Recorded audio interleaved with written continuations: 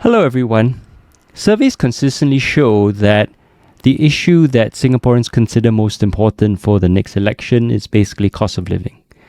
The cost of living, the cost of housing, the cost of healthcare, right? And cost of living, healthcare and housing are interrelated because it comes down to the economic model that the PAP government has chosen to pursue since the 1980s, what economists call an extensive growth model. Increases in GDP growth is achieved primarily by increasing the inputs of factors of production like land, capital, and labor. The problem is this leads to diminishing returns over time, with more and more inputs required to produce the same given quantity of output. So basically, think of it this way, right? Singapore is only so big, but how the government tries to grow is by squeezing in more people and more capital, foreign capital into it. The problem is that there are only so many goods in Singapore. Even if you import goods or produce goods, they will never be produced or imported as fast as capital can flood in. Land in particular, of course, there's only so much land. Even if you build new housing, it takes time to build new housing, right? So there's all this money chasing a very limited quantity of goods and more people chasing a limited quantity of goods, and that includes housing and healthcare. Now, housing in particular, right, is really important because the main driver of costs in Singapore is actually rent. It's the cost of renting land, right? And that's why prices keep going up at all your shops.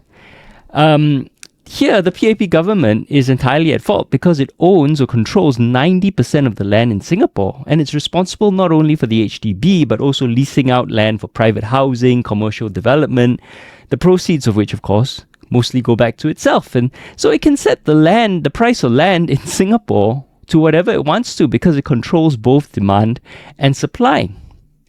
But part of the problem is the PAP is really trapped here. It needs the price of housing to keep rising because older Singaporean savings are tied to the value of their flat.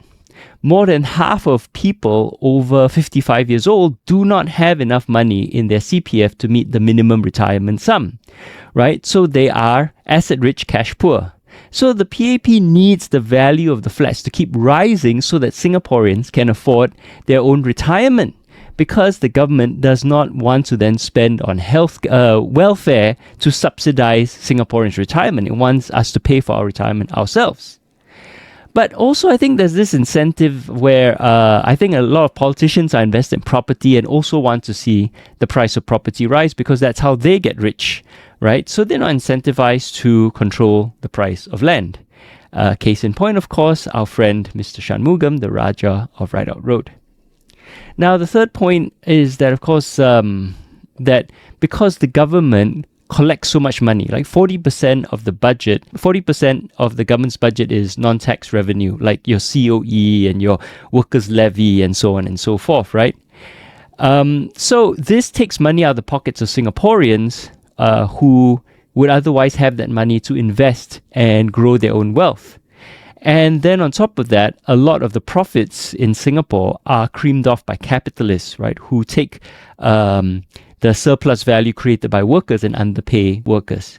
And at the same time, the government collects this revenue, but it's reluctant to spend on Singaporeans. There's no unemployment insurance, there's no public pension provision. Retirement, as I mentioned, is entirely self-funded through the CPF and the housing asset growth. So Singaporeans don't actually benefit from Singapore's growth, right?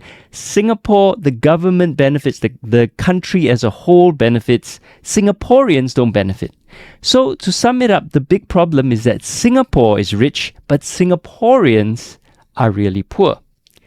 And the bottom line is that most Singaporeans can't afford to live in Singapore, right? Studies have shown at least 30% of Singaporeans do not earn enough to afford a decent standard of living. Nearly half of Singaporeans in another survey said they don't believe they'll actually achieve financial freedom. They'll have to work until they die.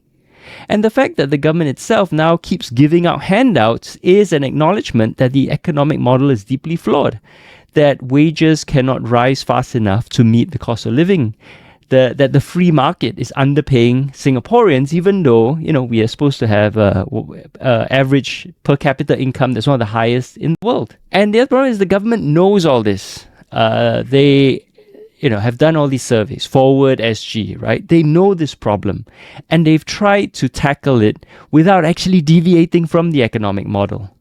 But every genuine alternative to the PAP's economic model requires them to make changes which would challenge their own hegemony and challenge their own interests. So in the last few decades, the government has made repeated efforts to damp down housing prices, raise wages of the poorest, reduce the reliance on foreign workers, but none of that can actually have an effect unless you change the underlying economic model.